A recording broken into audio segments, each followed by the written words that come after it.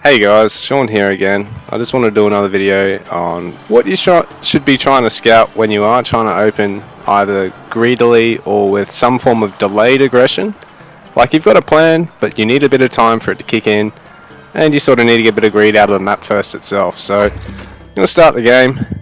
In this one I'm actually going to go for a Celt 3 racks push, but one that relies on actually getting double storehouse before the 3 racks, as well as getting the hunting dogs tech. So it's going to be a little bit delayed. In fact, I'm not even going to pause it, so it'll be a little bit more delayed while I actually switch to full screen. So here we go. I'll start out. Already at 10 seconds in. Giving the a bit of a head start as well, just because I'm a nice guy and shit. I'm going to fuck him up anyway. So with this one, I will actually play it how I would play it in a PvP, where I will get a couple of extra spears. I don't know why I delayed that so long, but I can take that first storehouse ASAP actually, because then it frees up, because then it will pop faster than this villager here. And you get the storehouse here a little bit quicker than this one. Allow you to take an instant hunting dogs, which is sort of what I'm going to be reliant on with this setup.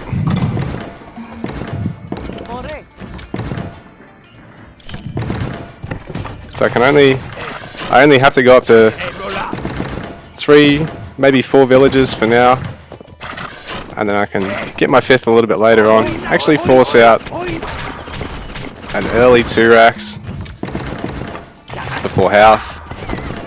And even though I'm fairly late on my initial spears, I'm still going to get some, just in case, you know. Let's pretend I need to actually defend. So first off, I've scouted out a second hunt. Checked over here for another one, found another patch of resources, which is nice. Found a third hunt, third gold mine as well, so I can go for one last long trip around my base, try and scout out one last thing, plan myself to go. I've got 4 to 4, hunting dogs already, throwing down a delayed barracks, but what I can do is put a second villager on it if I want to get it out quicker, or in this case what I'll do is actually just continue to keep gathering. So I found a 4th hunt, perfect. Now I can go straight to where I think the enemy's base is going to be. Skip everything else on the map for now. Keep queuing up the villages. I've got a nice split on all my workers, as you can see. This way you actually avoid all the time you're going to lose to the units bumping. I will actually clear these out. You don't have to, but I will, just because I think it's going to be easier for me to get units up the mid-map. If this was an actual PvP, I wouldn't need to do this. He'd probably have his early spears tanking that initial damage. What I can actually do is set myself up now to get a second barracks, start spear production straight away, just in case I needed to defend. So I shouldn't actually be running straight under the town centre like that. Be a little bit mindful, continue to keep constant villager production. Take a second hunt. I'm going to take a third hunt now. This is a build that I'm not really recommending you do. It's actually pretty good if you're going to hold off from delayed spear rushing from one or both players, even in 2v2, because you can hold out if they delay the initial push, but they both take a racks each and try and push into you. What you can do is actually counter push while your ally turns up the heat and macros. Back at home I'll actually take loom, set myself up to get my houses. Get 2 houses for now. Usually I can fit this in with just one, but I've been a bit sloppy today. So the house is going to kick in time. This little delay is not going to be a huge problem. I actually keep saturating all my wood. Keep spear production up for a second. Have I seen an age 2? I haven't seen an age 2 yet from him. So I'll just keep the spear production for now, and in fact I'll even go for a quick push, just because he's distance gathering. While you're distance gathering I'm going to go and punish that, but I'll take a quick third racks, and a whole bunch of houses, and what I'll do is I'll actually pull villagers off, look at making sure that I've got workers on individual deer at each point. And just try and take a fight. Oh, he's already got some enemy infantry. I think that's just his defensive ones, but let's pretend he's already got his age, so I'm going to cut that.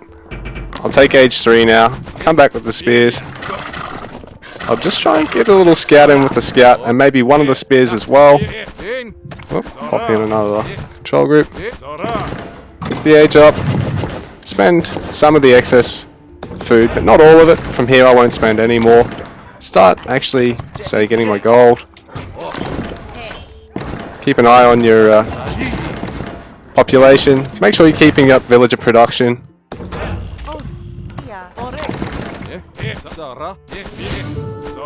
And what I'll actually do is do a bit of a quick showcase on macro groves here. I'll actually prepare myself to transition rather than taking any more hunts. And I didn't really get anything out of that scouting because I just let those units die, but I do see he's got to get hunting dogs. So I'll get some more spears to defend against those, as well as take condition and cancel that unit just so it kicks in a little bit quicker. And I'll actually, what I'll do is I'll throw down 2 groves. In fact, I'll throw down 3 groves, because what I can do is I can show you, what you can do with the Celts. You can pop these 2 on one control group, pop this on your military control group, so keep all this sort of production up. Make sure to get your economic upgrades in as early as you can, because they're going to be a huge boon to your economy. Might actually skip that. Get a couple of houses first. Don't really want to get population capped. Win house, I'm pretty bad at this game, as you guys can see. So that's good. This is never a good thing. If you've always got those times where you're not building stuff, that's bad. That's really, really bad. But the beauty of going a build like this, I can force out a lot of quick population behind that. With these 2 that I've got back here, keep production of those up, and I can take druids with this one. And just remember to keep an eye on your idle villages as well. Keep your production up, keep your houses going, make sure you're getting enough wood, you're getting enough gold. I'm going to try and squeeze in pickaxe tech as well here. So I'm going to keep the units up. Probably a little bit ambitious actually with that 3rd rax. Well, I probably shouldn't have gathered so much wood to get the groves, because usually I try and force out these a little bit later. But in this case I've sort of forced them out a little bit quicker. I'll actually just cancel a couple of these, just so I'm going to have the wood chuck down a couple more houses. And now he's trying to take a fight, but I've just got such a good unit count at the moment. I think he would have skipped his town center as well, just because it's a bot. But what you can keep doing is just remember to keep your unit production up. If you're going for something macro oriented like your groves, remember to cycle through to them, cycle through to your town center, cycle through to your military production. But ideally what you could be doing as well, if you're not playing with your snap camera, is you can control sets of units. And I'll just macro some stuff up. So I can control sets of units whilst also flicking from control group building to control group building. So I need druids, I need more gold. I'll come back, gather some more gold. Got plenty of wood banked up as I can see. Throw down a bunch more houses. Maybe transition to the archery ranges. It's probably not a good idea in against Norse, but against pretty much any other civ it's actually worthwhile, because you're going to need the bowman. You're going to need the counter for the bowman, which is your slingers. I can get wheelbarrow tech here if I can get the gold. Too much gold now already. So be a bit careful with grabbing whole bunches of units, whole bunches of villagers off one single resource onto the other. A single villager won't really disrupt the flow, but multiple really hurts you early, because all of a sudden you're jumping from 5 food gatherers, from 12 food gatherers down to 5, and pushing them all onto your gold, for instance. And just keep in mind that if you are going for something like your Sacred Groves, keep that production up for your Sacred Deer.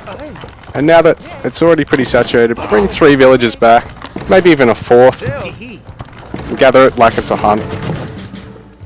And now I can keep up that production, keep raiding my opponent. He's not going to be able to do much from here, and from here it's just a slow push to win. As long as I keep making sure that I'm adding all my production facilities into my military control group, I look at taking some upgrades as I can. And what I'll actually do with those, I'll throw them on this group, because I'm only going to have it rallied onto this one point. With this, I'm going to have it... Whoop! Jesus. I just stuffed that up completely. Grab that. Grab all my raxes. Grab all my ranges. Grab that other rax. Grab this. Rebind that up to 5. Put that all on here. Grab this. Sorry. Put that on 6. So I even stuffed it up basically deliberately just to show you guys some stuff. Well, ended up being worthwhile. Accidental, but worthwhile. So yeah, just keep up villager production, keep up military production. I don't need to get houses because I'm losing units at this point. So it's a good idea to start taking some stone. I've taken it really late in this case. You've seen the other videos where I start actually taking it while I'm getting the stables of the range, which is really optimal. Unless you're doing a really heavy pressure build like this. But a lot of the time it's not really recommendable in the long run, just because they are very cheesy. But anyway guys, cheers for watching.